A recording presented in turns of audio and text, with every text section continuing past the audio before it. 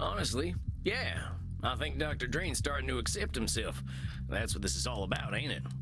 Indeed, Samuel. There will always be room for self-improvement, of course. None of us are perfect, and none of us are irredeemable. I reckon so. Whoever shows up tonight, I'll give him that same benefit of the doubt. You are a wonder, my dear. What distortions do you think you'll focus on tonight?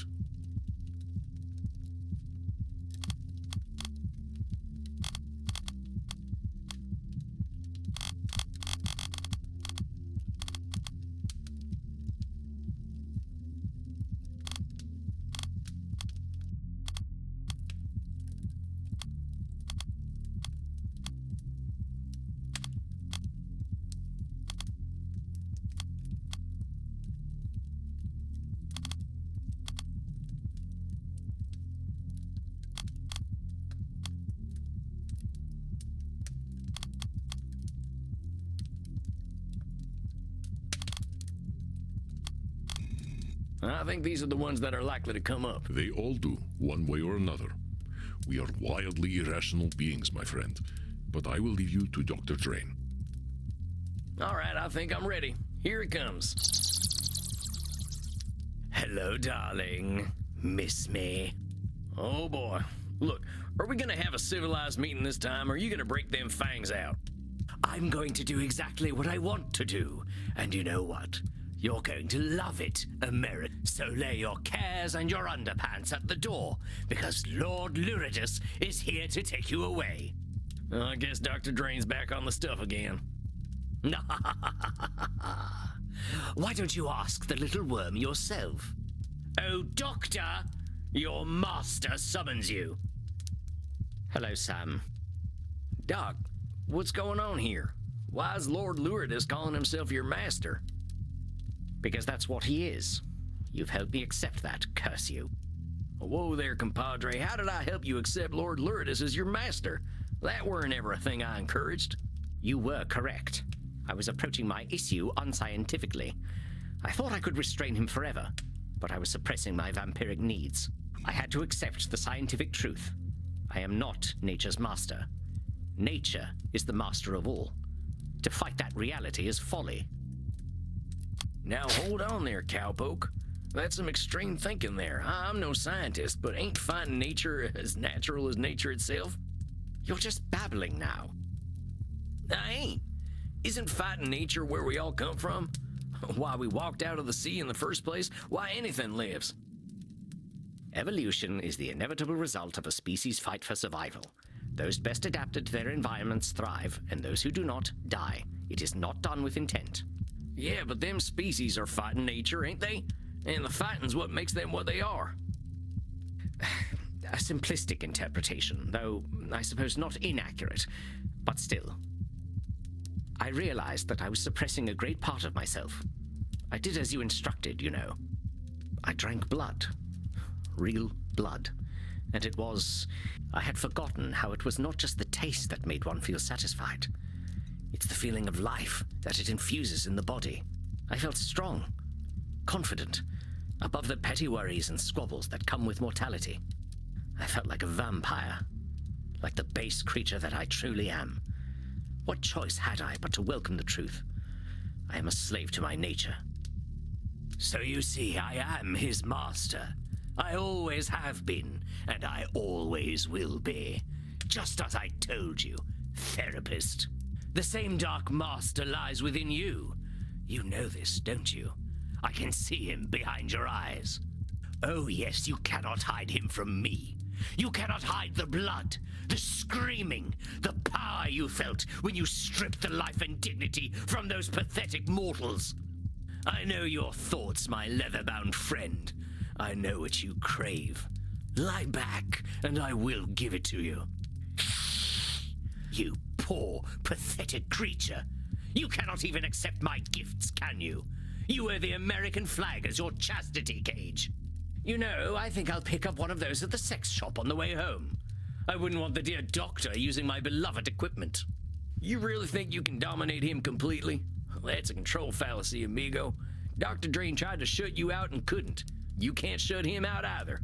I don't need to shut him out any longer, naive fool. He has accepted that I am his true nature, and that I will always know what is best for him. Look, put Dr. Drain back on. I want to get his take on all this. But of course, talk to him all you like. He's a good boy now and knows what's best for him.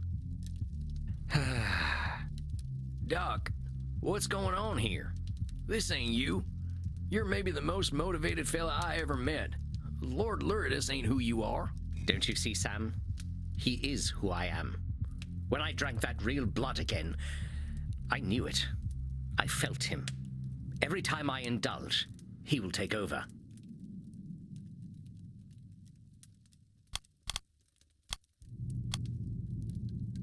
Now hold on a minute there, Doc.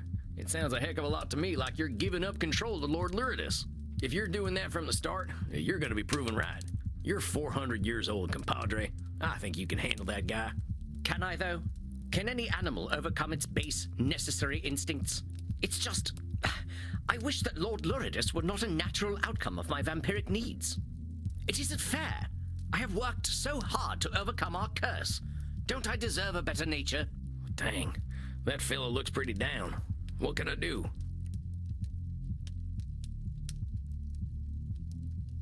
Partner, I gotta pass on a little cowboy wisdom here.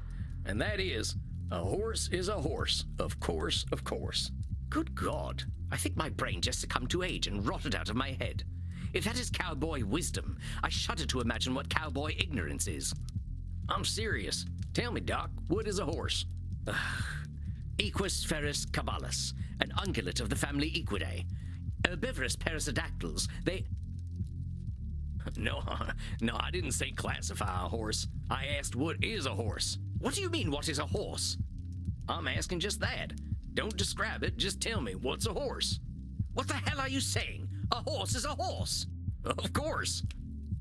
I'm sorry, when is the sunrise today? I think I should like to meet it. And what are you, Dr. Drain? I'm a vampire. And a vampire is a vampire.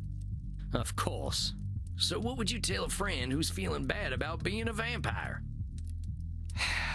I would tell them that it is ridiculous to feel bad about what they are. Well, let's soften that up a little. I would tell them there is no reason to feel bad about what they are. So why don't you tell yourself that? You all right there, partner? Just give me a moment. Dr. Drain, there is no reason to feel bad about what you are. Yee-haw! Now that's what I'm talking about. Please tell me you did not just yee-haw during my breakthrough. I couldn't help it. I'm proud of you, buckaroo. Oh, yes. Dr. Drain should be very proud of who he is. You forget, my little gun fetishist friend. I am Dr. Drain. I am the truest part of him. And you have no idea what depravities I've been up to, what uncharted places I have explored with my tongue alone. And it's all Dr. Drain's fault. He made me feral. All right, Dr. Drain, I know you're in there. We gotta admit something. You're giving a little too much blame to Lord Luridus here. You can control this guy, but because you're blaming him, you're giving him a pass to be depraved. Oh, that's not why he gives me a pass, darling. It's because he loves depravity. The murderous little pervert can't wait for me to take over. I should be so proud of how filthy he is. You know why he loves it when I take over? Because it feels good. He knows that because he feels that delicious blood euphoria. It is because that is what he is meant to feel. No, you unfuckable wretch. Dr. Drain should not be proud of me. I'm sick. I'm twisted. I am a filthy motherfucker. Or I would be, if she weren't long dead. Actually, I wonder where old Mama's buried. I get what you're trying to do. You're trying to get Dr. Drain to feel bad by using them labels. How's he ever gonna come to terms with you if you're making yourself so gross to deal with? Oh, perhaps you're not as stupid as you look. That's exactly why I call myself those incredibly accurate names. That's why he fears me. That's why he will always be my slave. He cannot bear to be associated with me, and yet here I am. You know, he thinks his mother died of old age. But you know what I think? I think she died of shame, because she knew I was her real son all along. Oh, admit it. You know what Dr. Drain is. No matter how great a scientist he may be, Dr. Drain is a creature of pure shame. That is the essence of his being. That is what makes me so strong. Why, I believe you've inspired something in me. I can add a new sentiment to my feelings about your little doctor. Pity. Tisk, tisk, tisk. Such a shame. Now why must you deny the poor little worm? If he loves science as much as he pretends to, he knows that I am inevitable. He should give in to me. It ain't up to you to decide what Dr. Drain should or shouldn't do. All them shoulds were the thing that made him lock you up in the first place. They're what made him afraid and ashamed, because he was always thinking about what he should be or do. Of course, they were his own creation, but he cannot help it. He knows in his heart that he should... Lord Luridus, did I give you permission to speak, my little worm? I don't need permission. I just wanted to tell you something. Oh, he wants to tell me something. Well, go ahead, darling. Tell me something. I shall remember it when I'm shagging a football fanatic in a dumpster. I accept you. What do you mean you accept me? You cannot accept me. I am your nightmare made flesh. I am the reflection in the mirror you cannot see. Nevertheless, I accept you. I accept your bloodlust. I accept your violence. You accept my cock? Yes, I accept even that. I will not deny you any longer. But as you are me, I am you. I take responsibility for all your actions. I shall feed you and nourish you, and you shall live by the Hippocratic oath I have sworn. Dare you to try, you sniveling... No, I do not need to try. You and I are one.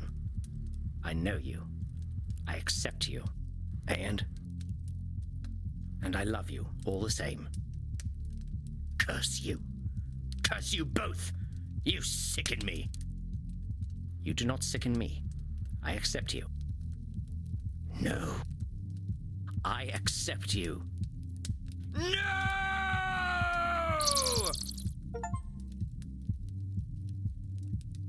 Dr. Drain, are you all right? Yes, Sam. You look fine. I feel fine. It is a very... I'm not sure I know what to do with it. I can't believe I'm saying this, but do you want to go down and dance in the club? Dance?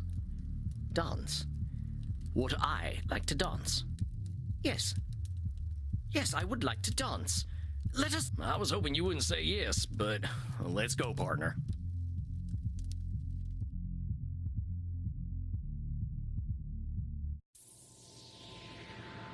Come on, Sam. Let us cut rugs. I ain't much of a dancer. Neither am I, but dancing is what I feel like doing. I guess we're dancing then. Now what the hell am I looking at? Bert, you be nice. I guess that explains why Sam doesn't dance. Crimson, most dear, have you seen Samuel? I usually check in with him after a session, but he has disappeared. Check it out, Sugar Blood. What is he doing? I think he's goth square dancing. So he is. We should not laugh. Now circle right and do-si-do. But then again, that is a should statement.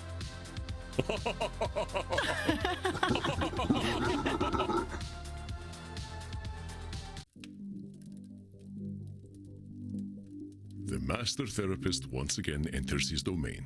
Good evening, Samuel. Oh, come on, Andy. I'm just the right cowpoke in the right place at the right time. A cowpoke who has a habit of disqualifying the positive. It is ungracious to deny a compliment, my dear. You are an excellent therapist and an inspiring dancer. All right. That's enough of that. You are seeing Senora Deste tonight, yes? I don't know. That lady can really hold some grudges. I think she's starting to think about herself a little more, though. An ancient grudge is a difficult thing to forget. It can become a part of one's very identity. Vlad Tepes only became Dracula because he was obsessed with the Turks, remember? Yeah, I don't think the Senora's that far gone. Do you feel you are prepared for whatever distortions she might bring today? Well, let me think about that.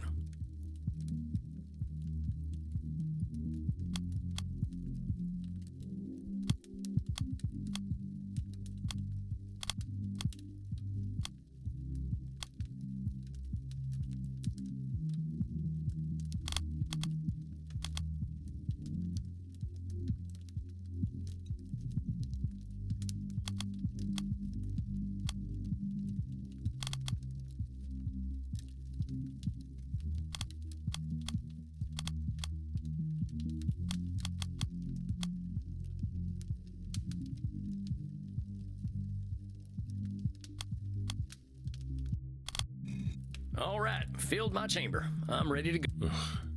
I don't remember people being like this about crossbows. Well, you can take the cowboy out of the West, but you can't take the West out of the cowboy. So it would seem. Well, good luck tonight, Samuel. I will leave you to it. All right, deep breath, Sammy boy. Here she comes. Buonanotte, signora. What? It's Italian. I thought I'd learn how to say hello to you properly. Buonanotte. No. No, I cannot repeat it. I appreciate your attempt to speak in my language, but please do not attempt to do so again. Good evening. We'll do fine. Good evening, signora. I apologize. I am feeling delicate tonight. What's going on, signora? The realization that I am merely a repulsive, angry old woman becomes disappointingly clear. It weighs upon me in more than one way. Whoa there, signora. What's with the labeling? You think calling yourself names is going to make you feel better? No, but perhaps it will help me accept reality, as you have been encouraging me to do. I never said anything about calling yourself nasty names. I am repulsive, I am angry, and I am old. They are not names, they are hard truths. It's looking at yourself in unkind ways. This can't be coming from nowhere, signora. What's the deal? Last time we were talking, you seemed to be feeling pretty good. You want to know why I am disgusted with myself? Here, look. Whoa, hello there. I know. It is terrible. I wouldn't say that at all, signora. In fact, I think it's beautiful. I can tell you put a lot of love into this thing. It is an entirely juvenile effort. There is nothing redeemable about this rubbish. Believe me, signora, I know horses. You're a heck of an artist. Then why do I feel nothing but shame when I look upon it? If I feel nothing but disgust, then it is disgusting. Don't judge your art based on how you alone feel. Feelings ain't reality, and someone else is always going to have another opinion. You are indeed correct. But no one will see this insult to Chiron. Now, what the heck did you go and do that for, signora? I did what one should do with garbage. It is better that the world never see such horrors. If you want to see real horror, ask me to draw anything other than my gun. I mean, what are you really looking for here, signora? You looking to bring this fella to life with your brush? You think if you don't produce something completely perfect, it's garbage? Yes. I apply the same standards to myself as I do to everyone else. Leonardo da Vinci once painted an illustration of my city of Mantua for me. It was beautiful. Leonardo had a mastery over art that modern mortals will never understand. But it was full of imperfections. The shape of one of the windows was wrong. The clouds looked slightly unnatural. I lit the painting on fire rather than let him embarrass himself. So why would I choose to embarrass myself? You lit a Leonardo da Vinci on fire? I lit rubbish on fire. Da Vinci painted it, but it was still rubbish. Dang, that fella must have been terrified of you. He was, though he had no reason to be. All he had to do was be better. It had nothing to do with me.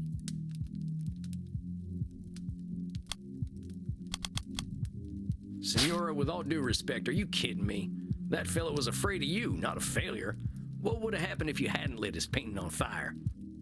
Then he would have been ashamed of a terrible piece of art.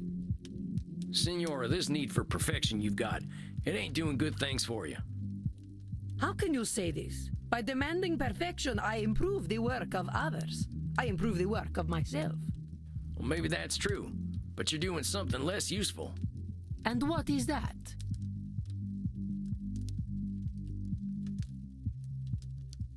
Senora, your standards are way too high. There ain't no way anyone can reach them. So you keep saying. But there is nothing wrong with setting a high standard. The problem is the low standards of others. It is shameful to not strive for greatness. I will not tolerate your setting low standards. You will not disgrace my presence with shallow thoughts. Am I understood? Yes, ma'am. No, wait, I meant to say... Senora, I gotta be honest here. You're terrifying everyone. You're terrifying your artists, your family, even yourself. Failure's a part of life.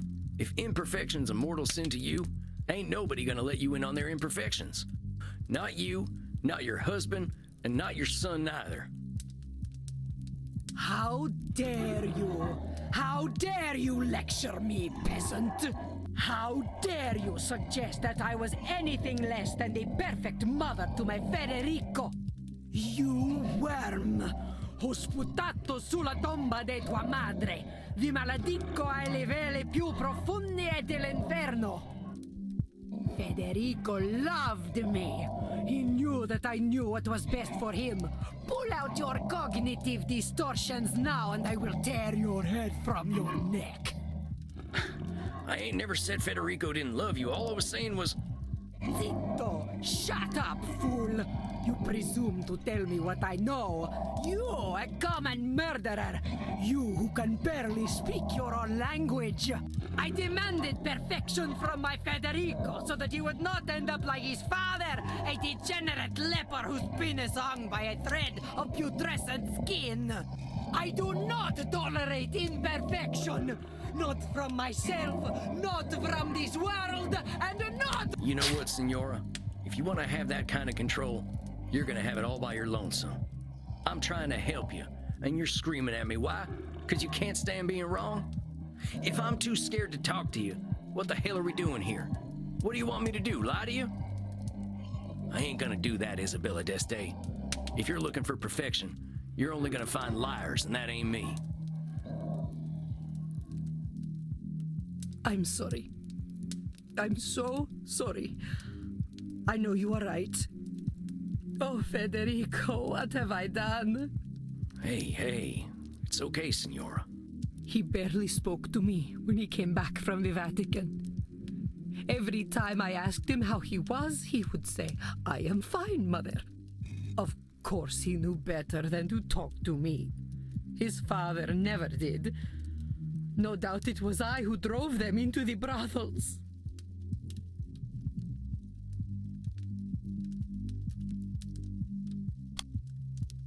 Isabella is assuming her husband's decisions were entirely to do with her, but he was a human with his own mind, however...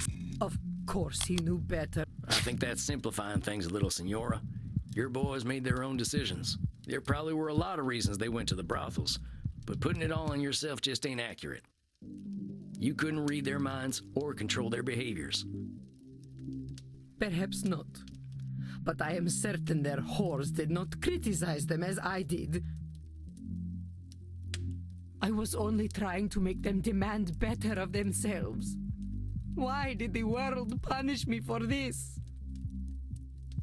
I read my Wikipedia page, you know. It was full of lies and slander. No doubt this is how history remembers me, with slander I have earned. I read that Wikipedia page too, Senora. And you know how I read it? The people are in awe of you. They call you the First Lady of the Renaissance, you know. This only proves that Machiavelli was right. That if one cannot be loved and feared, it is best to be feared. I think you're a little too down on yourself today, Senora. But here's what I think of Isabella d'Este. You know what? You come off as pretty harsh. I think we can agree on that. But you're a caring person. You want the best for the people you care about, no matter how hard it is on you.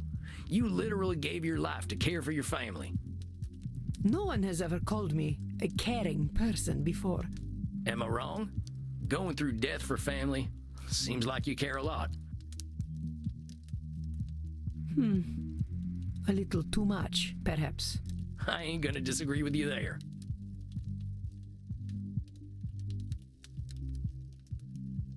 You are so dang smart, Senora. I don't think people these days get an education like yours, and you took it seriously. You know about art, music, philosophy, religion. Of course, I know much about physics, biology, and mathematics as well. Do not think me simply a woman of the arts. See what I mean? I'm only 200-some years old, and I think it's gonna take me another 200 to know half the stuff you know. You should be proud, Senora.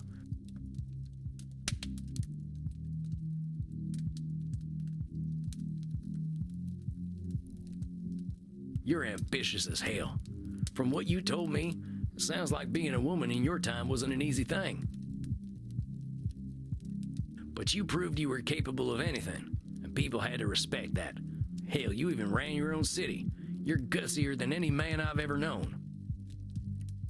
I am not sure I like this gutsy word very much, but I suppose I did well for my time.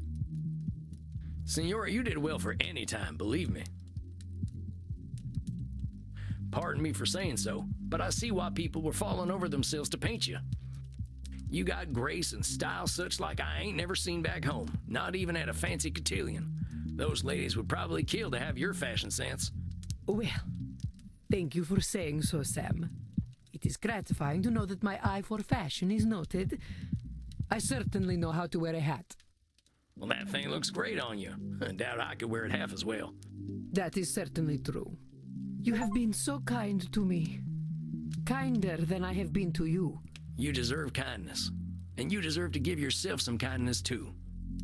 No one has ever spoken to me the way you do. I suppose I never allowed them to. Sam, I know I am old. I know I am difficult. But would you ever consider a woman such as I? Senora, I'm here to help you on your personal journey. Let's not complicate that. Of course. I am just being foolish. I am so used to people being afraid of me that, of course, I fall for the first person who is not. Senora, I think if you can learn to give people a little room, they're gonna adore you. What if they see me as weak if I am gentle? What if my bearing was the thing that earned me respect? I do not wish to be discarded and ignored like so many women of my time. Once again, Isabella sees a doom that is quite unlike. I do not wish to be discarded and ignored. Senora, I don't think anyone could discard and ignore you. You don't exactly fade into the background, you know. You're pulling back a little and letting people make their mistakes doesn't make you weak, and it definitely ain't gonna make them discard you. I'm a pretty gentle fella. You don't think I'm weak, do you? No, I do not. So don't go thinking you are, all right? I'm not saying you gotta be meek, Senora. I reckon that ain't in your nature. I'm just saying to start with compassion. People are doing their best out there, and they deserve your understanding when they ain't perfect. Same goes for you. Don't go ripping up your art because it ain't perfect. Nobody's expecting that from you or anyone, not even Da Vinci. Yes, I suppose I must resign to the truth. I am powerless before inevitable imperfection. I suppose the Calvinists were right. Now don't go running in the opposite direction, Senora. That ambition comes from you. Not everyone's got it. So keep striving to be better. Just give yourself a little compassion when you don't meet those super high standards you got. And there ain't nothing wrong with holding other people to a high standard neither. We ain't gonna be gods, but it's good to have ideals. I believe you are wiser than I, Sam Walls. It is most humbling. A slow horse who can still get his carrots is quicker than the ones who run past him. And then you say something like that, and I am no longer quite so humbled. Don't be humbled by me, Senora. I'm a simple man, just a more honest one these days. Look, let's remember what brought you in here in the first place. You saw that Space Wars movie and all its problems, right? I want to give you a challenge. I want you to find a piece of art to like. Anything. A painting, some music, a movie, heck, even a video game. And you enjoy that thing for what it is, not hate it for what it isn't. Video games are not art. Do you know that, Senora? I bet there's lots of video games with redeeming value. One of my clients plays a whole bunch of them. I do not think they are for me. Well, fair enough. Just find something, and we can talk about it next time. You can use the internet. I hear it's full of lists of things people like. Very well. I will do this then. Sam, thank you for being so kind to me. Well, I'll thank you to join me in being kind to you, okay, Senora? I'll see you in a few weeks. Yes. Well then. Goodbye, Sam. Until we meet again. Adios, Senora. Well, well. A confession of love from the First Lady of the Renaissance. Oh, shucks, she ain't in love with me. I know, I am teasing. But I am impressed, Samuel. You warmed her dead heart. It was touch and go there for a bit. I thought she really was gonna rip my head off. But you were not afraid, as she said. They make strong men in the American West. Tough living will do that to you, sure enough. Then let us relax. I hear you were dancing the other night. Oh, nuts. Do not be embarrassed, Samuel, but let us go downstairs. The night is still young and there's much to celebrate. All right, Andy. I think I'm game for a little R&R.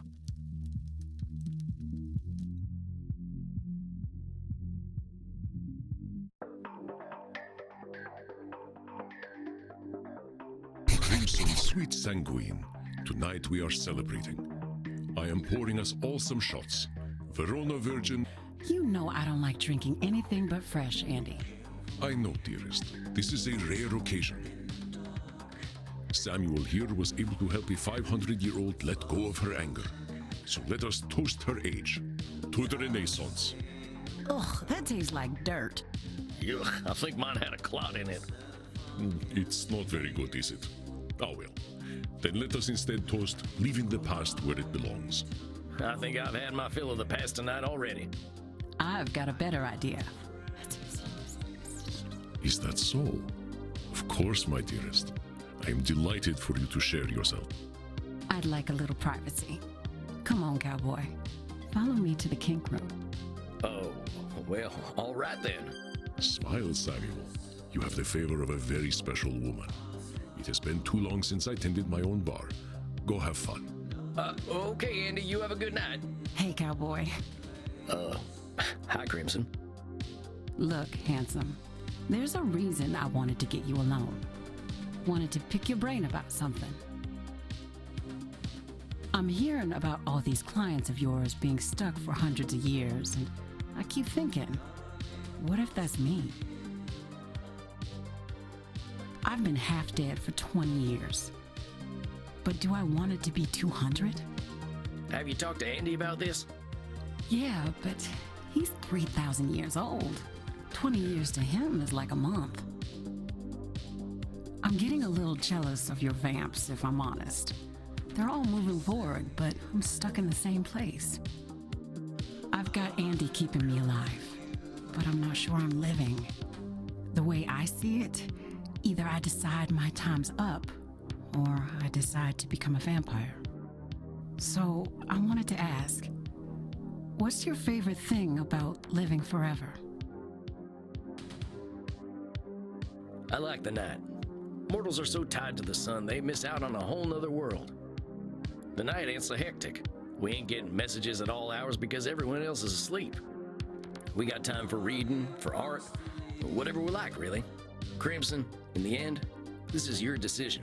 You gotta decide for your own reasons. I know. You're right, Sam. It's helpful to get a youngster's perspective, though. Now, are we gonna get to biting? Oh, we're still doing. Of course we are. Get in here, cowboy. Not bad, cowboy. But if your partner is relaxed, they'll just slide right in. Oh, well, thanks, Crimson. I'll try to remember that. Bet you're pretty sleepy now, huh? Well, yeah, now that you mention it. Go get some sleep then, cowboy. And Sam, thank you. I'm glad. Where else would I be? I'm glad to be of service, ma'am. You have a fine evening.